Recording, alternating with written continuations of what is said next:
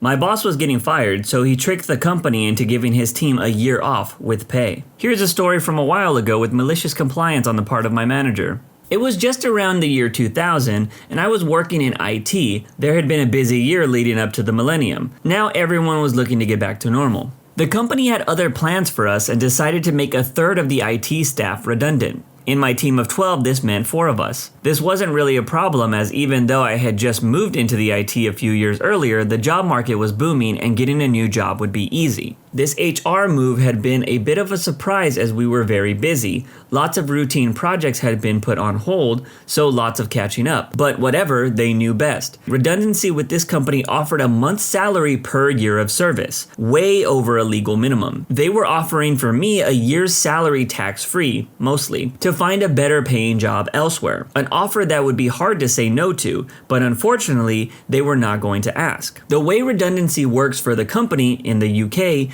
is that all the occupants of the role are ranked by very carefully selected criteria, and the lowest ranked members are gone. The way the criteria are selected are to make them very subjective and capable of withstanding any legal challenge that might lead to an industrial tribunal. If there was one thing HR hated above all, it was legal hassles. Criteria would be things like expected to be able to contribute well in other divisions of the company, or other such evidence-free bollocks. Why this weird approach from HR? It isn't as daft as it may appear. When trying to reduce headcounts, the options in the UK are natural wastage, offering earlier retirement, offering voluntary redundancy, or having compulsory redundancies. In a team role in IT at the time, what tends to happen is that nobody is old enough to retire, and offering early retirement was actually expensive as it was based off a generous company policy. Offering voluntary redundancy means the deadwood stays. Forcing a selection process stops the good people from leaving, no redundancy money, and allows getting rid of poor performers.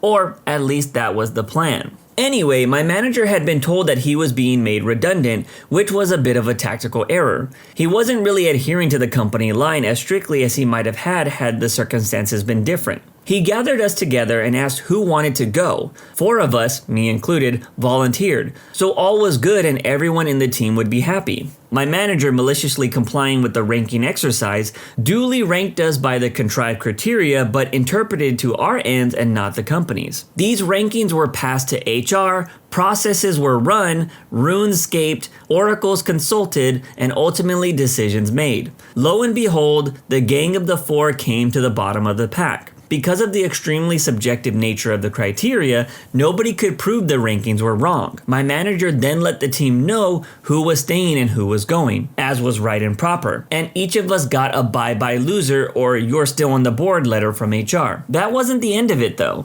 HR somehow figured out they were being stitched up by my manager. Comparing the people leaving with the people with the highest annual appraisal scores was an exact fit. HR went into recovery mode and tried briefly to revoke the redundancies. This would have been totally legal except for one thing. It had been announced that we were the bottom of the selection criteria. Continued employment would have been unthinkable as we were declared the least competent to do the job, and they still wanted to get rid of 1/3. If they had insisted this would have been potential constructive dismissal. Either for the gang of 4, in a weird backwards way. This is when the employer makes life untenable for the employee, such as saying you are rubbish at your job and they want to get rid of you. Or if another 4 were selected, then obviously the process was flawed and they claim unfair dismissal. Considering the entire rigmarole, particularly the selection criteria ruse, was designed to avoid legal hassle, they were painted into a corner and had to let the 4 of us go. So thanks to Dave for playing the system so well to get the outcome the employees and not HR wanted.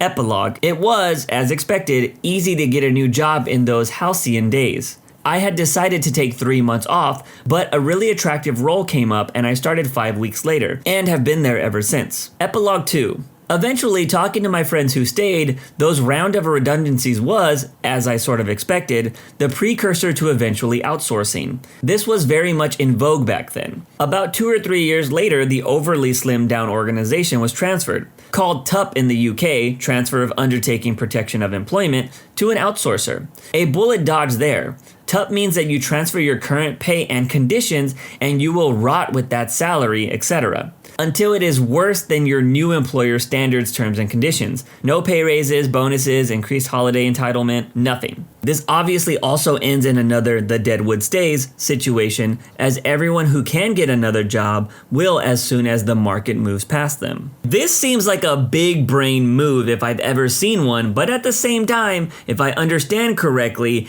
it seems like it's better to be bad at your job than to be good at your job because you get rewarded with paid time off to find a new job?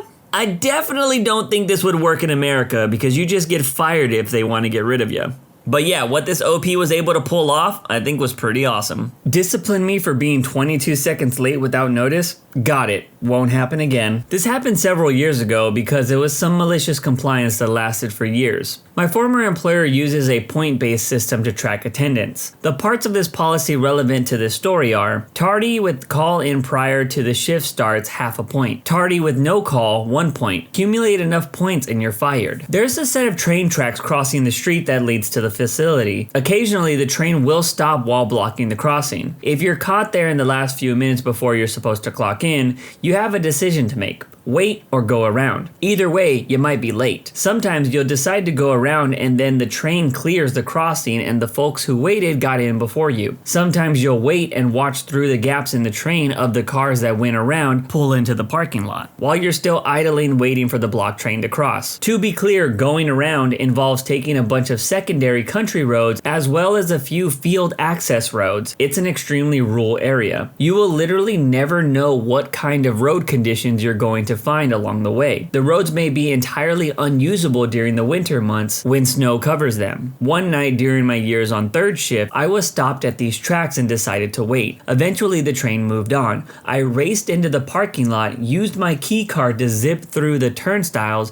and ran into the punch clock. My clock in time was 10:30 p.m. They had these biometric punch-in clocks that read your fingerprint to clock employees in and out. Sometimes these clocks will just not read your fingerprint. I go to the punch-in clock and it said 10:30. I'm golden. It doesn't track seconds. I enter my employee ID number and place my finger on the sensor. 3 beeps, failed reading. Tried again, 3 beeps. Tried once more, 3 beeps. Nope, not trying again because by this time the clock was likely to tick over to 10:31 in the middle of reading my finger. When I got to my assigned work area, I told my manager what happened.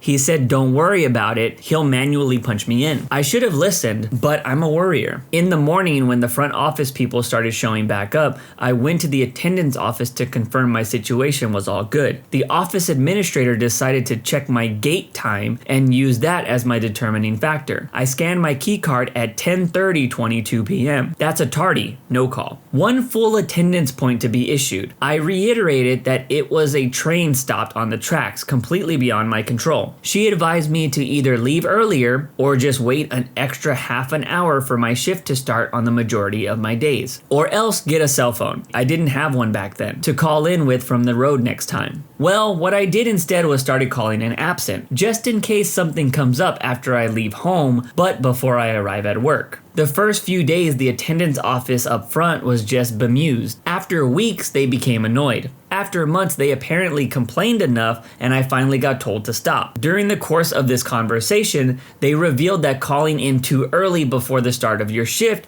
made it extra challenging to make sure the notice gets to the right member of management, because the message is no longer flagged as new by the time they're creating logs for the next shift. This was great news for me. From then on, every morning before leaving the premises at the end of my shift, I used one of the phones to call in absent for the next shift that evening. They tried to write me up for insubordination, but the labor union slapped it down, pointing out that the collective bargaining agreement specifies the time we must call in by, but does not specify the time before which call-ins may not be made. Cue the huge grin across my face. I never forgot that my team manager tried to do me a solid though. If I was actually going to be late or absent for some reason, I would call the TM's desk line directly to let him know. Even long after I finally got a cell phone, I continued doing this. I would just call in on my way home, instead of sticking around to use their phone after my shift. Found out years and years later from some union reps that upper management never got over this. Drove them nuts that they got beat at their own game for something so simple. It didn't bring the walls crumbling down, but it was a persistent, enduring source of frustration and impotence for them. And really, knowing that you can manage all of that with a 20-second phone call a day, that's the kind of thing that gets you out of bed in the evening. There was an edit to this story.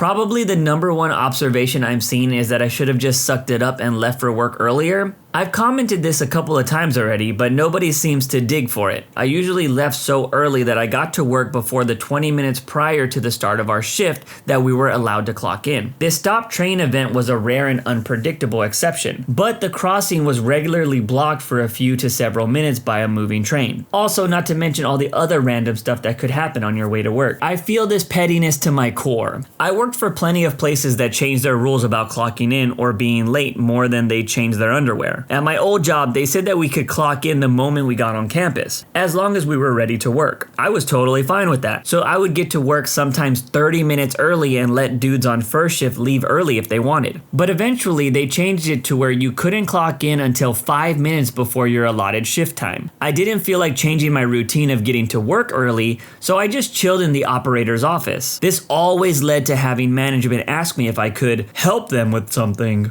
But I just said, I can't, I'm not on the clock. To be fair, if it was someone I was cool with, I totally helped. I try not to screw over people I like. But when it was totally some butt kisser employee, I played by the rules of the job. Don't want to fix the elevator? Meet the stinky cart. While I was earning my bachelor's in chemistry, I worked for a university hazmat department. My job involved inspecting labs, disposing of old chemicals, occasionally giving people the "you have to be kidding me" stare, and plenty of other fun activities so our esteemed researchers can figure out science in a safe environment. Quick description of the campus. One building was more recent construction. It was 2 wings and was shaped vaguely like the S-style Tetris block that no one loves. The east wing was full of laboratories, 3 full stories and basement of labs. Cancer research, Alzheimer's research, deadly banana fungus research. The place housed a most prestigious staff of brilliant minds trying to solve the world's problems. The West Wing housed the administration offices of the university. Accountants, bookkeepers, and assorted bean counters, HR and desk jockeys, all the way up to the dean. People who, unlike their Eastern counterparts, seem to be the cause of many baffling questions like, why are the emergency expenditures still not approved? Why is there a problem with my payslip again? And why is there so much red tape? That building was connected to the rest of the campus via underground tunnels, accessed via the basement, and had 1 elevator per wing. Now the thing is that the loading dock is in another building, so when the labs receive their orders of chemicals, they grab their carts and scoot down the tunnel to the arrivals, load up their carts and carry it back to the labs to be safely stored, on penalty of getting the "are you kidding me" stare or a long lecture by my boss. Important point, the rules prohibit using the stairs with hazmat, only elevators. It's the safest way. So one day the science wing's elevator breaks down. I send a request to have it fixed. At least 4 lab employees also send it. We all received the response that we should all use the administrative elevator. I reply that since one of the labs is on sort of a half floor,